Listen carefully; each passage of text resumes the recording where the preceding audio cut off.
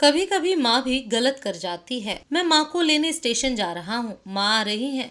उनका फोन आया था। गौरव ऑफिस से फोन करके अपनी पत्नी गरिमा को बताता है।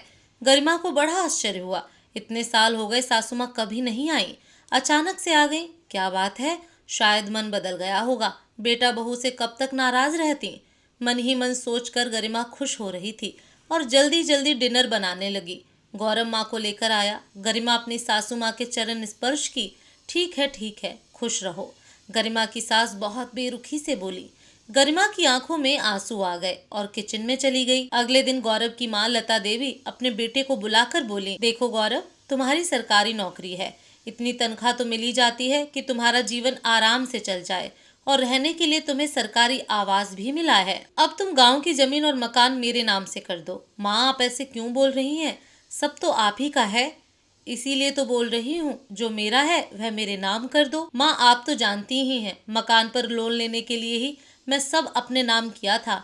ठीक है, अब मेरे नाम कर दो, मैं अपना संभाल लूंगी और जीते जी मैं बंटवारा कर देना चाहती हूँ, लता जी बोली। गौरव कुछ बोलना चाहा, लेकिन गरिमा ने उसे रोक लिया। लता जी बेटे के सामने मकान का पेपर रख दी और बोली, सिग्नेचर कर दो, जो आपको ठीक लगे माँ। गौरव समझ चुका था उसके और उसके परिवार के साथ बहुत बड़ा अनर्थ होने वाला है।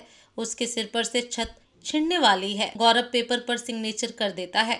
अगले दिन लता जी वापस गांव चली गई। गौरव बहुत उदास था। गरिमा समझाने की कोशिश कर रही थी।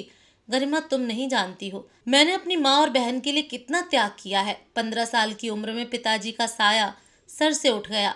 मैं घर की पूरी जिम्मेदारी अपने कंधे पर ले लिया। पढ़ाई के साथ साथ मैंने काम भी किया। मेरी माँ और बहन को कोई तकलीफ ना हो, इसके लिए मैं जी तोड़ मेहनत करता था। मेरी मेहनत रंग लाई और मुझे सरकारी नौकरी मिल गई। जहाँ तुम 2 मंजिला मकान देख रही हो, वहाँ कभी एक कमरा हुआ करता था और हम सब उसी में रहते थे। जी तोड़ मेहनत करने के बाद मकान बनवाया। दोनों बहनों को हॉस्टल में रखकर अच्छी शिक्षा दिलवाई ताकि वह अपने पैरों पर खड़ी हो सकें। माँ की आंखों में कभी आंसू नहीं आने दिया। और आज वही माँ मेरे सर से छत छीन कर ले गई। क्या गलती थी मेरी? बस यही ना कि अपने मनपसंद की लड़की से शादी की मैंने। दोनों बहनों की शादी करने के बाद 35 साल की उम्र में अपनी मनपसंद लड़की से शादी करने का तो अधिकार मुझे मिलना ही चाहिए था, लेकिन माँ की नज़र में यह भी गुनाह हो गया।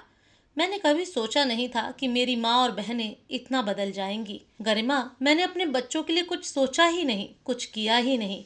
आप चिंता ना करें, सब ठीक हो जाएगा। थोड़ा थोड़ा पैसा जमा करके एक छोटा सा घर ले लेंगे और आपकी पेंशन तो आएगी ना, आराम से जीवन कट जाएगा। नहीं गरिमा, अब पेंशन नहीं मिलती है। पता नहीं अब मेरे परिवार का क्या होगा। कुछ दिनों बाद पता चला कि लता जी ने प्रॉपर्टी दोनों बेटियों में आधी आधी बांट दी और दोनों बहनें खुशी खुशी उस प्रॉपर्टी को अपने नाम करवा ली और भाई के बारे में रत्ती भर भी नहीं सोचा। इस कलयुग में सब कुछ त्याग करने वाला हमेशा अकेला रह जाता है। जिनके लिए त्याग करो उन्हें तो याद ही नहीं रहता कि उनके लिए उनके अपने ने कुछ किया है। दोस्तों, हमेशा बेटा ही गलत नहीं होता, कभी कभी माँ भी बहुत गलत कर देती है। दोस्तों, आपकी क्या राय है? कमेंट बॉक्स में ज़रूर लिखें।